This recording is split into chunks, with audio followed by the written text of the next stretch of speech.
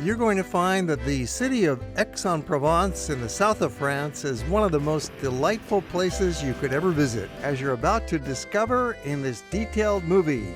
The loveliest attraction of Aix is the large pedestrian zone with its charming historic buildings, many shops, cafes, restaurants, and the very famous outdoor markets, selling fresh produce, clothing, antiques, and all kinds of stuff, with lots of local characters to observe and interact with. This small city is the perfect size, big enough to keep you busy for several days, and yet not too large that you're going to feel lost or frustrated that you can't see everything. Aix is located in the heart of Provence, a region that has so many wonderful destinations, from Avignon to Nice, and you will see that Aix is one place you should not miss. You could easily spend a few days here and travel out to visit other nearby destinations. Or, if you only have one day, it is certainly possible to see most of Aix, as we're going to show you in the movie. We're standing in the heart of Aix-en-Provence, a beautiful French city. It's been called the most desirable city in France to live in, and it's because of the ambiance of the place. It has a remarkable history that goes back to the 15th, 16th centuries, when it was a very fashionable place to live, right up through the 17th and 18th centuries. The pedestrian zone is quite extensive, lined with shops and cafes and little places where you can get a takeout sandwich, or there's high-quality restaurants. The traffic is pretty moderate here. The population is only about 150,000 in the whole city. There's a lot of young people here. They say nearly 1/3 of the population is students. There's a large university. The city is roughly divided into an old town and a newer town. It's the old town that has the greatest charm. And the main boulevard is lined with elegant cafes, a good place to sit and while away some time. Behind me is the Fountain of the Dolphins. We're in the Place Dauphin, and it's one of the 200 fountains in the city of Aix. That fountain is in the Mazarin section of town, but in this movie we're going to focus attention on the main boulevard and the pedestrian zone just to the north, in which we will walk with the camera showing you all of the most interesting pedestrian lanes and the large outdoor markets, and we'll go inside the great cathedral. You'll most likely begin your explorations of Aix on the main street, which is also the first street you'll come to. Probably it's the Cours Mirabeau, a broad street that was established back in 1651. Simply called the Cours, it's sometimes considered the most attractive boulevard in all of France. Lined with shops, outdoor cafes, and restaurants in all price ranges, along a wide sidewalk with magnificent plane trees towering overhead. Cours Mirabeau is a wide boulevard that does allow for some cars, but even here most of the roadway consists of wide sidewalks for people, with only 2 central lanes for a small amount of motor traffic, primarily for small public buses and service vehicles and a few private cars. If you're here on a Tuesday or a Thursday, you're going to see the fabric market with those typical Provençal pastel colors in the bolts of cotton, and some clothing and shoes. The markets are usually busy from 7 a.m. right through about noon or 1 o'clock. And you can always try some bargaining if you're going to make a big purchase. Even if you're not buying or don't care about fabric, you'll enjoy the sights and sounds. Its most chic café is Les Deux Garçons at number 53. The Cours makes a good place to sit at a cafe or on a bench, a great spot for people watching. Whether it's sunny or cloudy or warm or cold, any season, doesn't matter, it's always a busy place. Creating a pleasant environment on this street is more important than moving traffic, as you can see from 3 fountains in the middle of the road. The 3 beautiful fountains along the Cours are called, first of all, the Fountain of the 9 Cannons, and then the so-called mossy fountain from which flows a warm thermal water that generates a thick foam that covers the fountain with a green moss.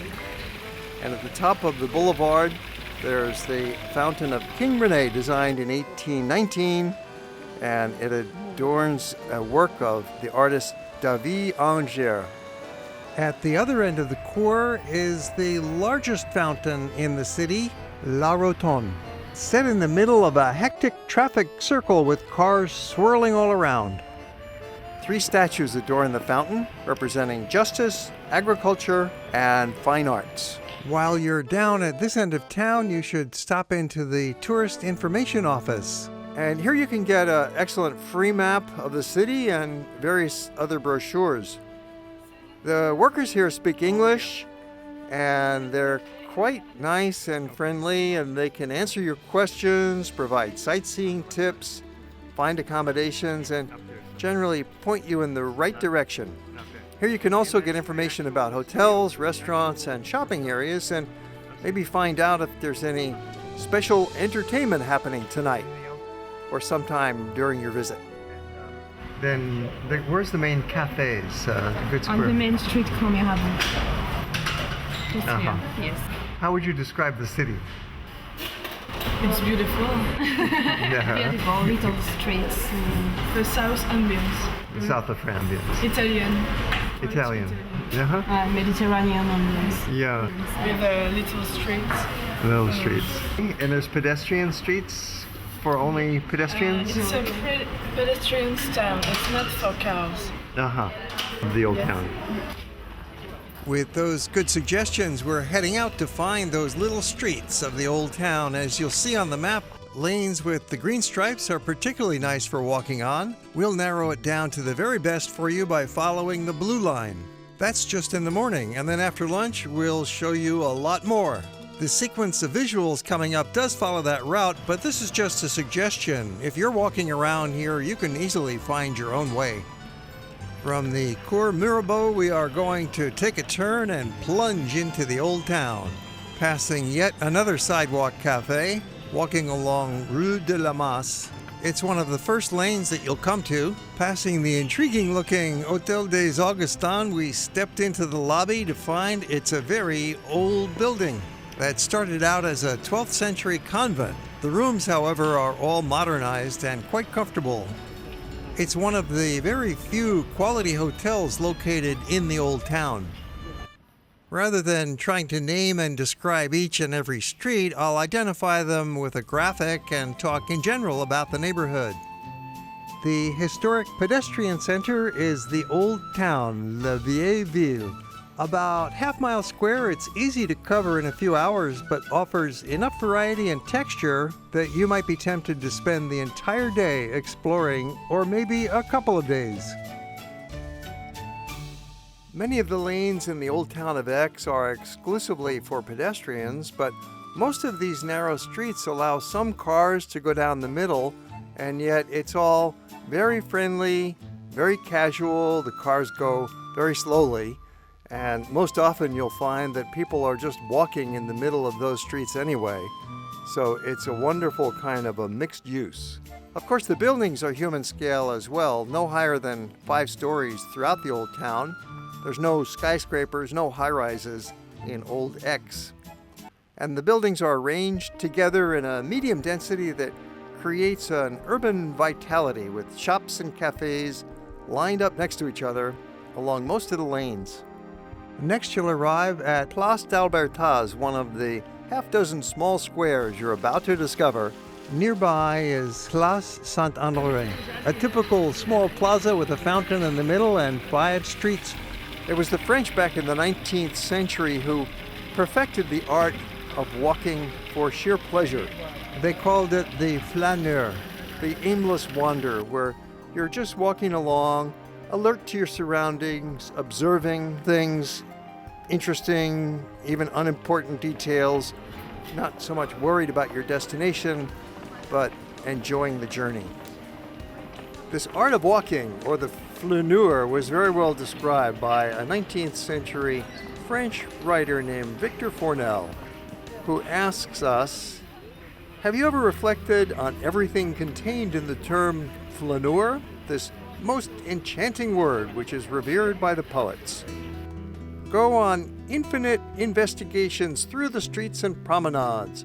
Drift along with your nose in the wind, with both hands in your pocket, with an umbrella under your arm, and an open-minded spirit. Walk along with serendipity without pondering where, and without hurrying. Stop in front of stores to regard their images, at street corners to read their signs, by the book stands to touch and smell. Give yourself over captivated and enraptured with all your senses and all your mind to the spectacle. The 19th century Parisians elevated walking to a fine art.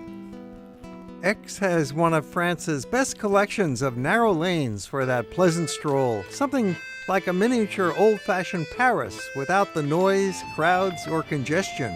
This lovely neighborhood is a curving grid of more than 30 streets that are all entertaining to walk along.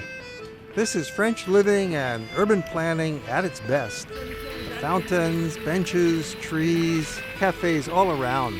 Walking these narrow lanes will be delightful no matter where you go, especially when you come across a little intersection with a fountain such as Place des Tonnerres, the kind of little surprise that you'll find around many corners. This pedestrian zone is an idyllic urban landscape of pretty low-rise buildings 3 and 4 centuries old, crisscrossed by a maze of tranquil pedestrian lanes lined with shops and cafes. This automobile-free zone is only about 1/2 mile across, so you can see most of it in one day, but it feels larger because the lanes are narrow and winding in a pleasant tangle. Then you will soon arrive at the prettiest of all squares in town, the Place de l'Hôtel de Ville, the City Hall Square. Drop anchor for a while at the Terrace Cafe to absorb the grand sights all around. The Baroque City Hall's columns and triangular pediment define the square, punctuated by the tall clock tower and a Roman column in the center, sheltered under a generous sprinkle of trees and livened by a constant parade of people passing through this central crossroads.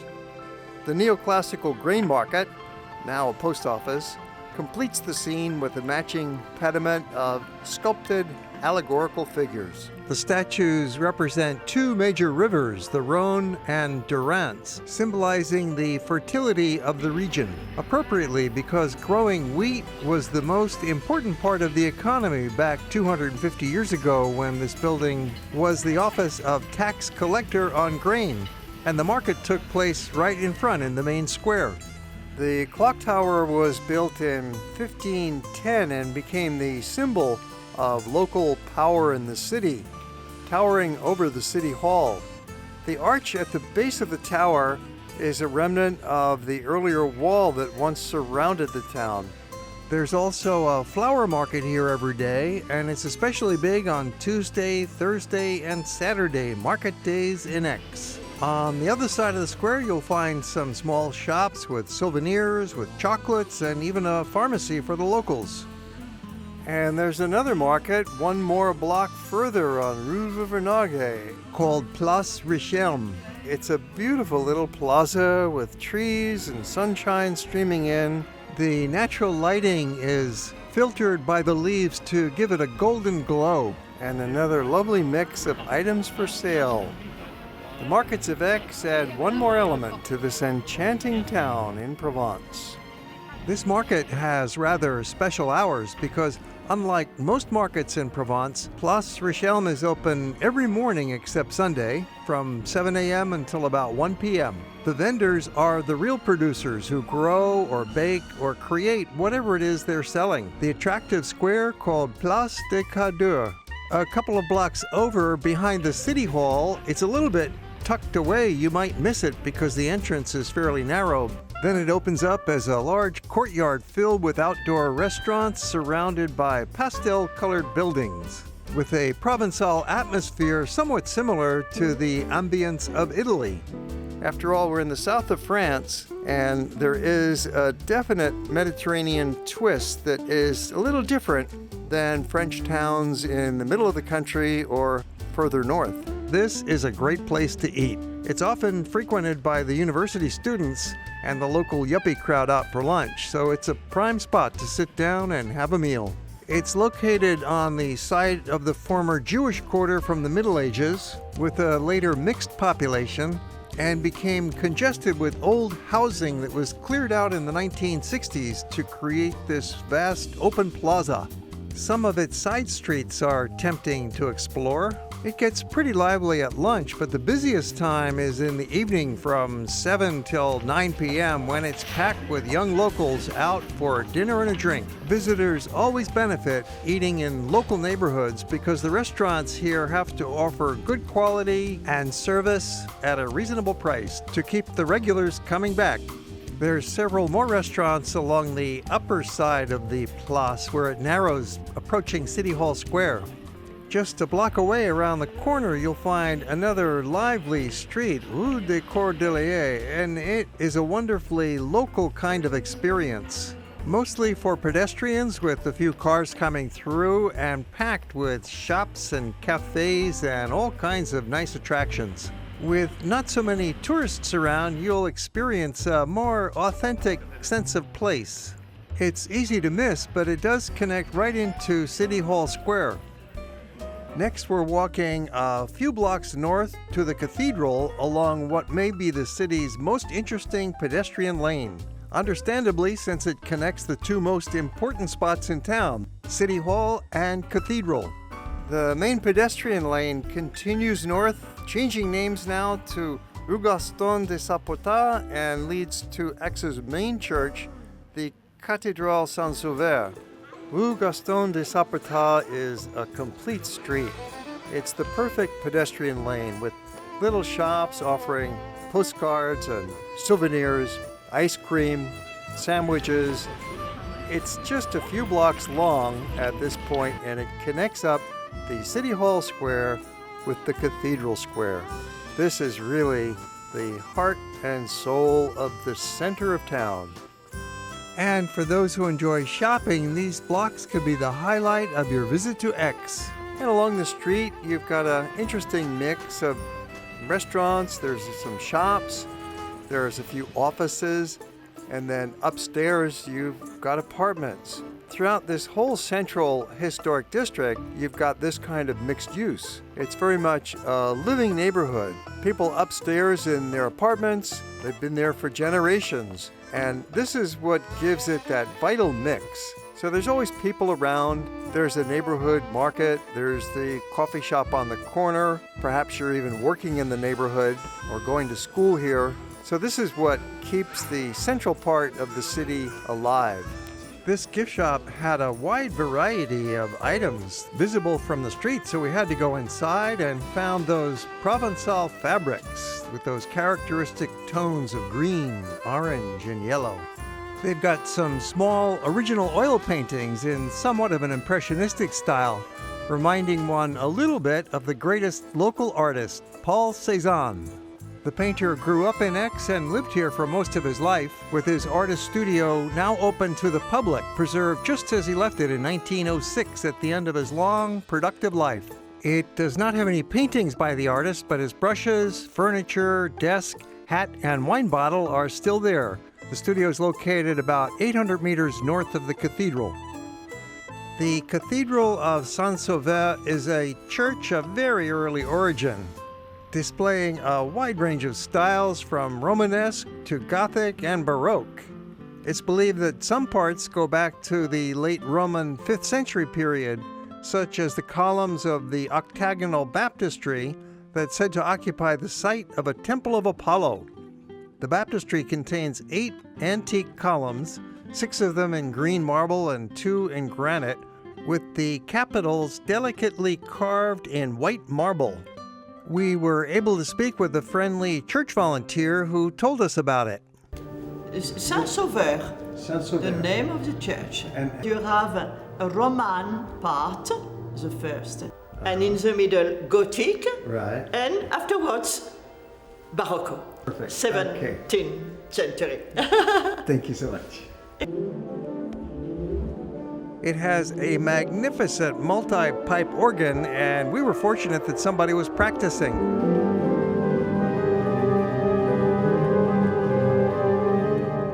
The main part dates in its present form from the 11th century. The choir is from 1285, and one aisle was added in the 14th century, making this an architectural patchwork built over a 500-year period, which has now survived nearly 1,000 years. The doors of the Gothic portal have relief statues representing the prophets and symbols in niches adorned with garlands and flowers. The tower of the cathedral is 210 feet high, built between the years 1323 and 1425, with the lantern added on top in 1577. Out in front of the cathedral, you have got a picturesque sidewalk cafe, great spot to sit and take a break, have a drink, enjoy the scenery. The pedestrian lane passes right through it.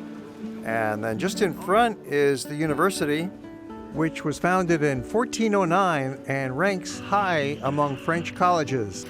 In front of the university, there's a statue of Nicolas Claude Fabry de Peiresc, who was a scholar and astronomer who lived nearly 500 years ago in Aix. The Archbishop's Palace is located right next to the cathedral. It was built between 1650 and 1730 and was the residence of the Archbishop for many years.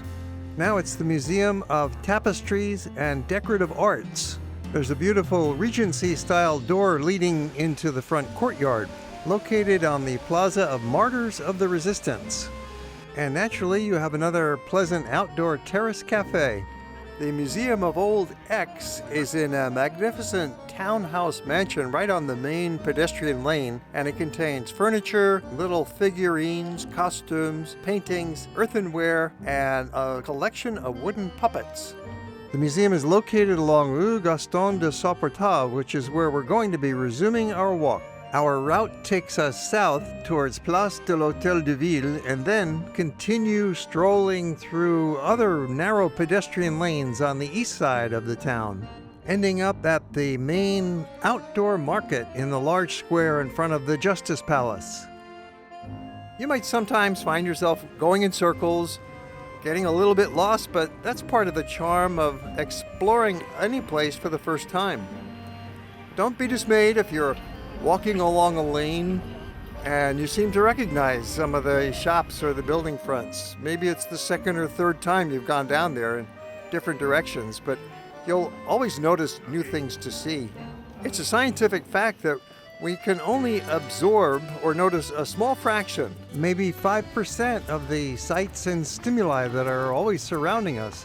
Even when strolling along slowly, there is a vast information stream going by. It's hard to catch it all. One reason is physiological. We have a narrow field of focus with our eyesight, and another is psychological because we are really only looking for things that we're interested in. Shoppers will see a lot of things to buy. History buffs will notice the architecture. When hungry, the focus is on food. Some people look at fashions, others look at faces. Drinkers might be scanning for a wine bar. You just can't take everything in at once. So a second and third visit down the same attractive lane can really be quite entertaining. Little plazas with fountains and benches often accent the intersections of these various paths. This is French living and urban planning at its best. Here we have a very typical street in the heart of town, Rue Bougon, and it's just one block long and yet quite fascinating in its own right. There's a slight curve to it. It's got protected sidewalk areas for pedestrians, and yet there's a lane down the middle, so there's some vehicle access, but you really don't see cars going through here. It is a restricted historic area. This kind of vital mixture generates an ambiance that modern city planners are striving to recreate, and yet here it just sort of happened naturally.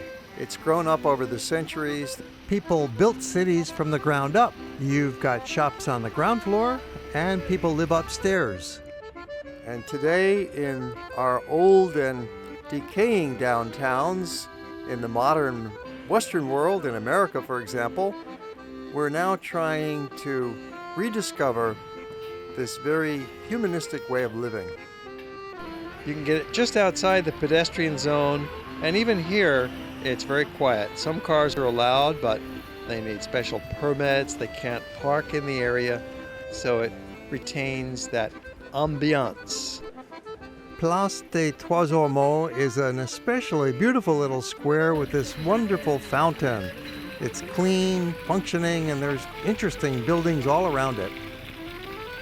As usual, we've been providing rather practical tips and specific routes and outlines on maps to help you navigate your way around the city.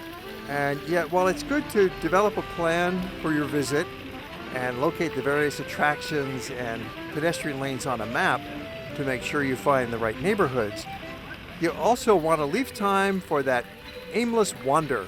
Follow your nose and stroll about casually, turning here or there depending on which way looks good at the moment.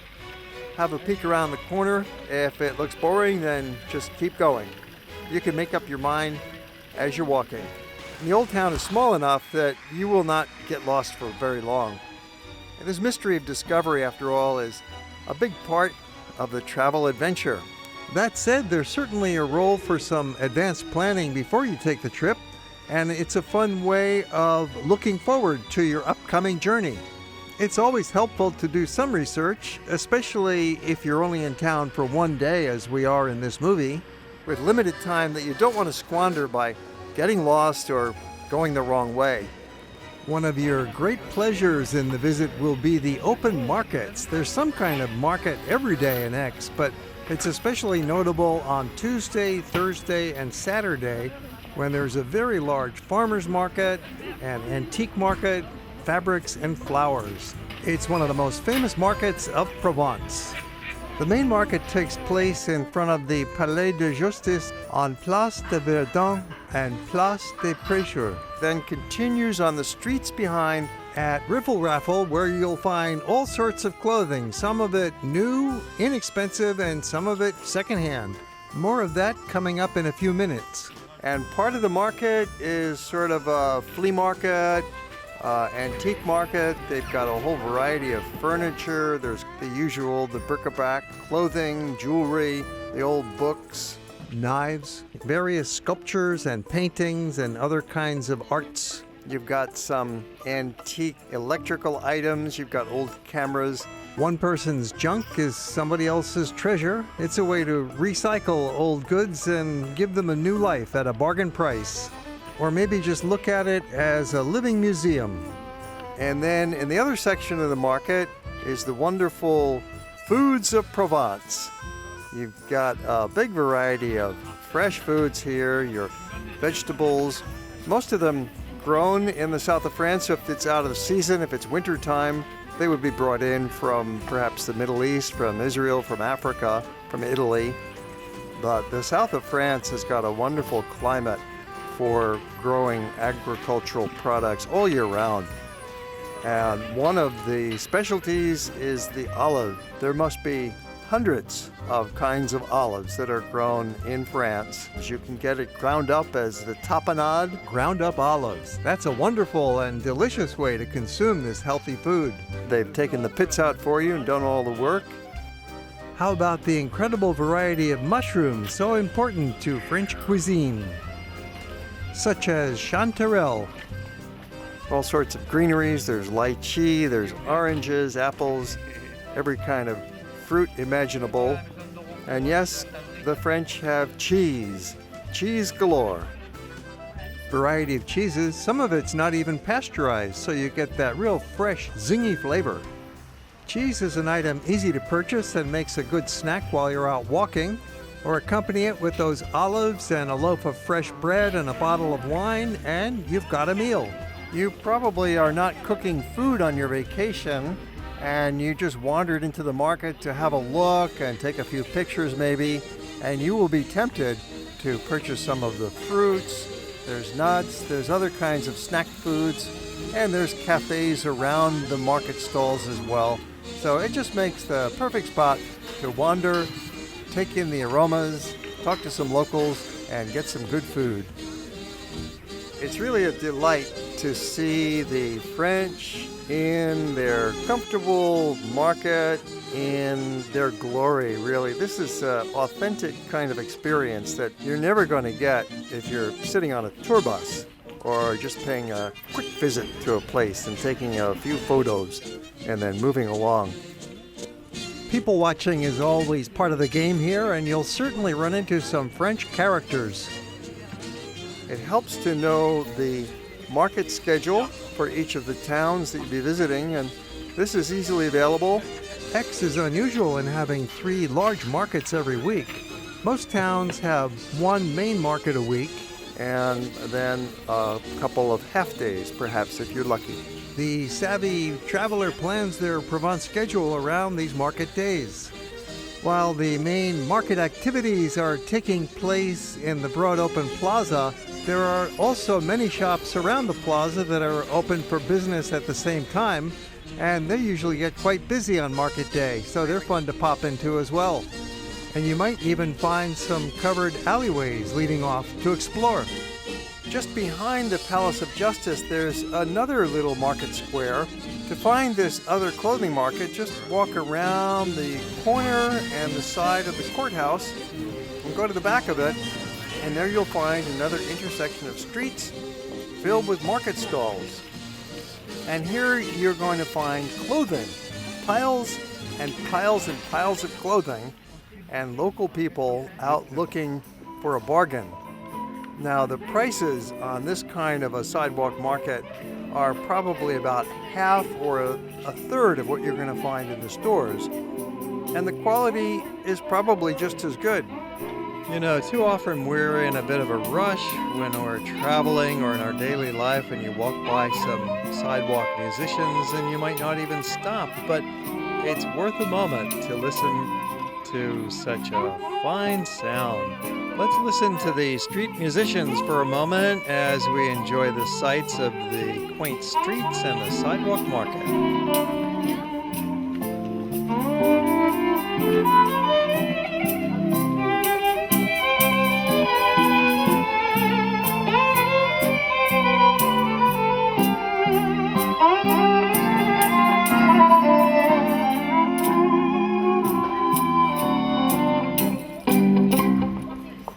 People living in this sort of historically dense urban neighborhood often have a very high standard of living, with everything you need in easy walking distance.